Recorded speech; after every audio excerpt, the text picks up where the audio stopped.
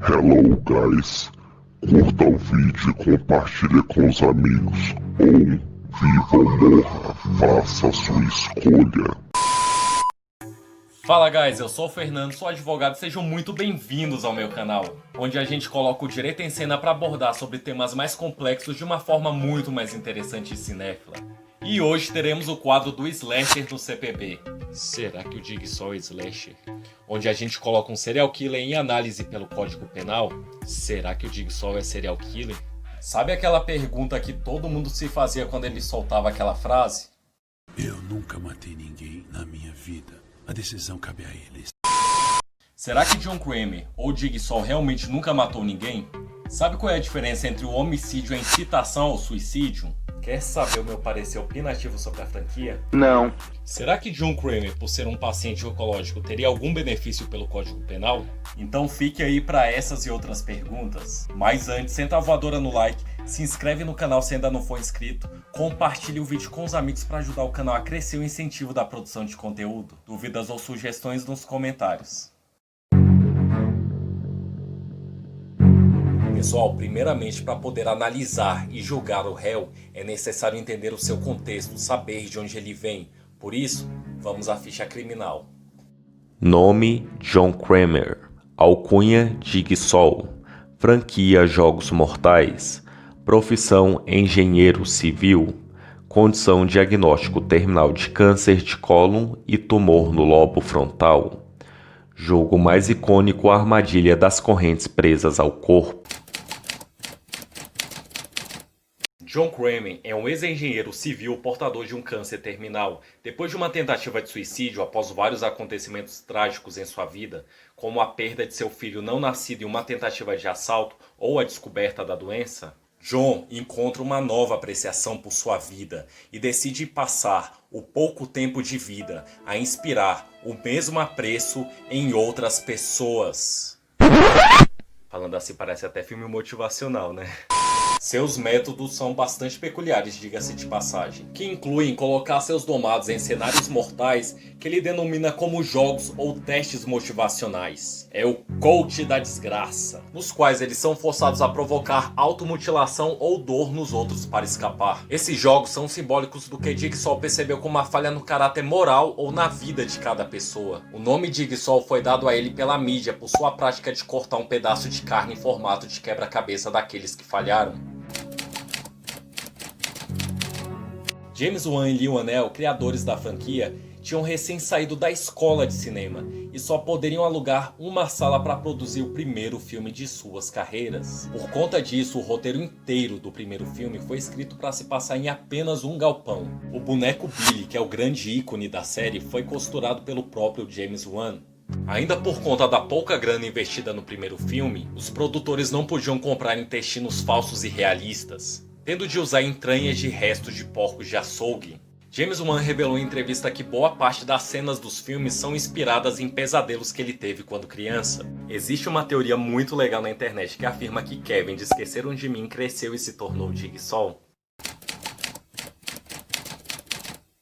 Para início de conversa, Jigsaw foi mais uma armadilha gananciosa de Hollywood, onde saiu de um projeto apaixonado de seus realizadores para as mãos de executivos gananciosos que apenas visavam lucro em detrimento da boa história. O primeiro Jigsaw é excelente, envolvendo você num roteiro intrigante, com personagens interessantes e uma motivação que desgraça com seu psicológico, utilizando muitas convenções de gênero, mas de uma certa forma original pra um caralho. O plot twist está ao lado de Sexto Sentido como um dos melhores twists de todos os tempos. Eu sei que muita gente vai discordar, mas o primeiro filme pediu o segundo filme. O primeiro filme pediu o desenvolvimento da história de John Kramer e trazer Amanda Young na carona foi um excelente bônus. O segundo filme expande o universo com mais jogos inventivos e mais personagens interessantes, e uma excelente justificativa de como o Jigsaw estava dando choque na galera. Já o terceiro filme possui muitos erros dando um tiro no pé da própria franquia. É como se a franquia desse 2 passos para trás e se justificasse com o público, abraçando moralismo que não condizia com os outros filmes. E até deslegitima a motivação de Jigsaw. Afinal, se ninguém aprende com os próprios erros, para que os jogos? O plot twist é inferior e inexistente, você já saca na metade do filme, mas possui muitas cenas de qualidade e jogos memoráveis. Confesso que gostaria de pedir aquela coleira emprestada toda vez que fosse realizar alguma cirurgia. Seria aceitável e obrigatório a franquia terminar ali, até porque o restante foi só uma avalanche de erros e justificativas forçadas que beirava a vergonha alheia, refletindo o fracasso na bilheteria. O sucessor, Mark Hoffman, não era tão interessante quanto seus antecessores, e a participação de John e Amanda era totalmente forçada. Como não tinha mais história, o filme utilizava a carnificina como único pilar de sustentação, tornando-se, como diria em Pânico 4, um pornô de tortura desnecessário que não dá medo. Eu gosto do Jigsaw. Ele mata as pessoas com criatividade. Mas você nem liga pra quem morre, porque não conhece a fundo os personagens. Só mostra corpos sendo cerrados e sangue jorrando. Lá. E o roteiro do sétimo filme é um roteiro tão preguiçoso, mas tão preguiçoso, que foi cópia de uma fanfiction de internet que rolava desde o primeiro filme. E mentiroso, porque não foi o último capítulo.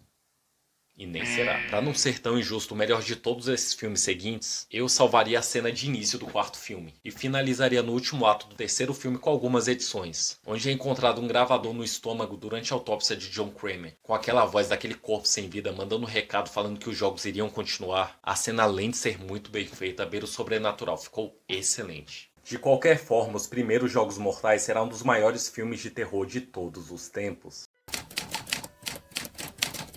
E o direito com isso? Pessoal, primeiramente vamos abordar qual seria a diferença entre o crime de homicídio e incitação ao suicídio. O homicídio está previsto no artigo 121 do Código Penal, e é o ato que consiste em uma pessoa matar a outra. O tipo objetivo, conduta descrita como incriminada, é quando tira a vida de alguém. Já o homicídio qualificado é quando revela uma atitude censurável ou perversa do praticante, podendo ser pela sua motivação, torpeza, motivo fútil, ou meios empregados, veneno, fogo explosivo, asfixia, tortura, meios cruéis. E ainda temos a modalidade do crime doloso. Por querer, o agente teve a vontade de praticar, ou agiu sem querer, querendo. E ainda temos a figura do crime culposo, aquele crime que o agente comete sem vontade do resultado, o chamado vacilo por imprudência, negligência ou imperícia. Portanto, respondendo em parte à pergunta do início...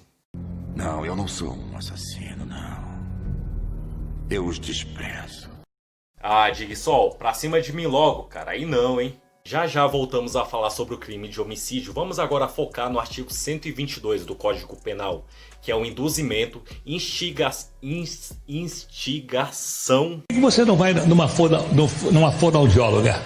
Instigação ou auxílio ao suicídio ou à automutilação. O suicídio é a eliminação direta e voluntária da própria vida. O suicídio não é crime ou sua tentativa, mas a conduta do terceiro que auxilia outra pessoa a se matar, material ou moralmente, é caracterizada como crime. O crime pode ser praticado de três formas. Induzimento, quando a gente faz nascer a ideia na vítima de se matar ou se automutilar. Porra, minha situação tá difícil, cara. Tô desempregado, dívida no banco, vou perder minha casa, minha mulher me deixou. Porra, bichão, tá foda mesmo, hein? Tu já pensou em se matar, cara?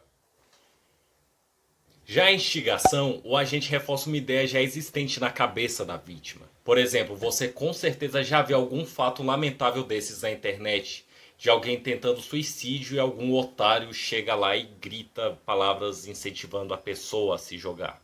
Já o auxílio é o auxílio material à vítima. O agente empresta uma corda, uma arma de fogo, por exemplo.